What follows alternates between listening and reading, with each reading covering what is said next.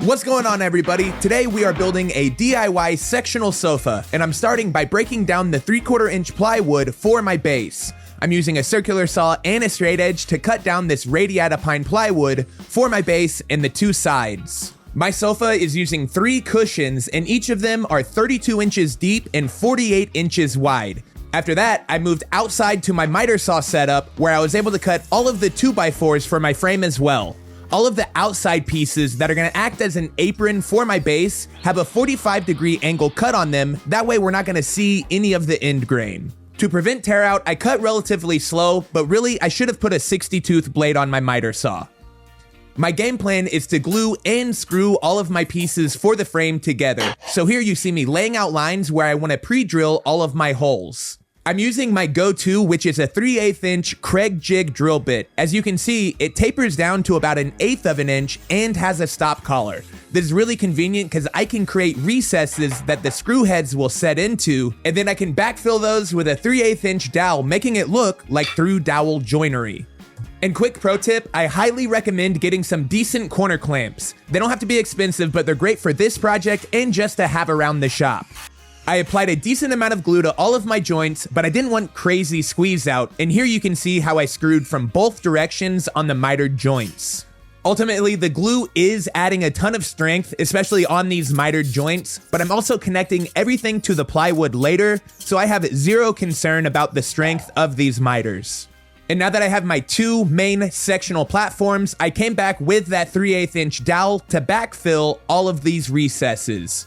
Then after the glue dried, I came back with a flush trim saw to trim them flush. And it really is cool. Now you have no idea that there's just some basic glues and screws holding this whole thing together. Once it gets sanded down, it looks like real woodworking, which it is. Attaching the plywood to the base wasn't too complicated. I lined everything up in pre-drilled holes. Then I came back, added glue, and screwed it down.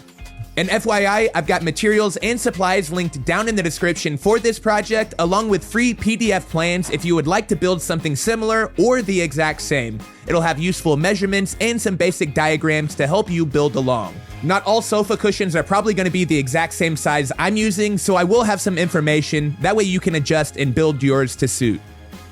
The 2 sectional pieces are going to come together to create an L shape, and here I'm making a ledge, that way the 2 can rest on the same plane and have something to screw them together to. And for this DIY sectional sofa, I'm going to be using some DIY hairpin legs from the company Semi-Exact. They've got all kinds of table legs and more. Check them out. The hairpin legs I'm using are 8 inches tall, and that's what I wanted the distance from the floor to the bottom of my 2x4s to be. So here I'm creating some additional blocking that I'm going to use to raise that hairpin leg up. I cut these pieces to 6 and 4.5 inches and then glued and screwed them to the inside of these mitered corners. This allows me to inset the leg on the apron, which looks really great in my opinion. You can get hairpin legs in both 3/8 and 1/2 inch rod. I got the 1/2 inch because I wanted this to be really heavy duty. If you're just doing a basic coffee table, I would go with the cheaper option, which is a 3/8 inch rod. And so now with our legs attached, we can finally start to see this sectional come together. You can see how our 2 pieces meet, and this project is really big for my small workshop. Awesome! And next we're gonna work on the 2 sides and then the back. First, I added some plywood blocking where our sides are gonna be. That way we've got more meat to glue and screw onto. Doing this will also give us twice as large of a reference surface for 90 degrees. I decided to add a whole lot of screws to each of these side panels. I figured if a few screws is good, more is better. So I made sure to pre-drill all of them, that way I could come back with dowels and backfill them just like I did on the apron. The majority of the screws that I used were 1.25 inches long, but I did sink some 2.5 inch screws into the blocking and the 2x4 apron. That way the sides would be as strong as possible. And once again, we've got corner clamps coming in clutch.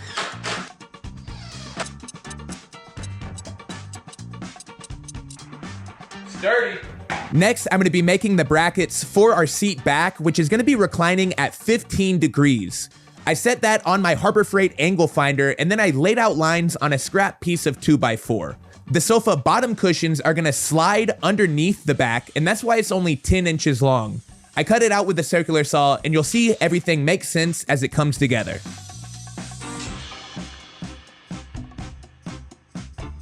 You'll notice that on the back of the side, I've attached this spacer block because I'm gonna have a solid panel on the back of the sofa that's gonna attach to this bracket as well.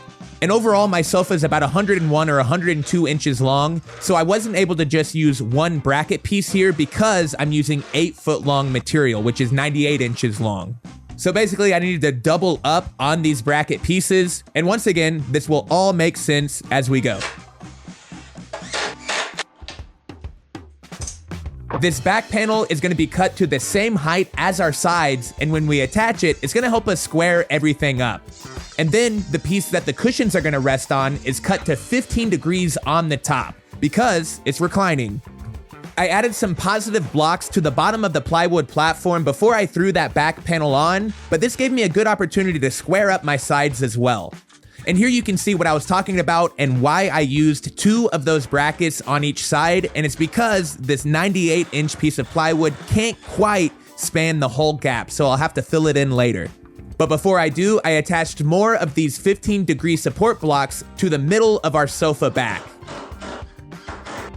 Finally, I added our back piece with that 15-degree cut on the top. That way, it was sitting flat with the rest of the sofa's reference edges. The sofa is really starting to take shape, and we will be right back after a word from today's sponsor. Let's be honest, if you're doing anything these days, you need a website. And if you need a website, why not build it yourself with Squarespace? Squarespace is the all-in-one platform where you can build your own website, online store, or just get a custom domain. Squarespace's designer templates look great right off the bat, and they are optimized for desktop, tablet, and mobile no matter where customers find you. Plus, they're packed with tons of great features, like no limits to the number of products that you can sell using a Squarespace store, the Squarespace Video Studio mobile app that allows you to create high-level professional content for your website and social media, and don't forget, member areas, where you can package premium content behind a paywall, charging your members a monthly subscription fee. So to learn more, make sure and follow my link down in the description. That is squarespace.com/modernbuilds, where you can build out your entire Squarespace site before entering any of your credit card info. And then when it's time to make your website live, don't forget to use my code ModernBuilds for 10% off your first site, store, or domain through Squarespace. One more huge thanks to Squarespace. Now let's get back to the build. I did mention I would have to fill in those gaps on each side, but it didn't take much time at all. I just grabbed some scrap plywood and cut each piece to fit before I glued and screwed them in. And now we are on the home stretch of this project. I had a few things to take care of before I could sand and finish. First, I needed to add dowels to all of my side pieces and then cut them flush. And quick pro tip, a foam brush handle is typically 3/8 inch also, so if you run out of material, you can use this in a pinch, which I did.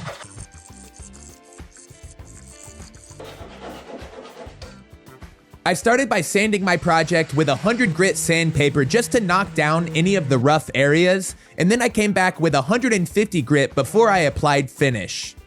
My project is a mix of solid wood and visible plywood layers, and so I'm using Maker Brand Simple Finish. This is my go-to finish whenever I've got visible plywood layers because it really adds contrast and makes it pop. To apply Simple Finish, you just want to put on one really heavy coat and let it soak for about 10 or 15 minutes, then come back and apply a second, let that set for about 10 minutes, and wipe off any excess. That's it. Simple Finish is a mix of oil and wax, not a film finish, so you don't have to worry about brush strokes.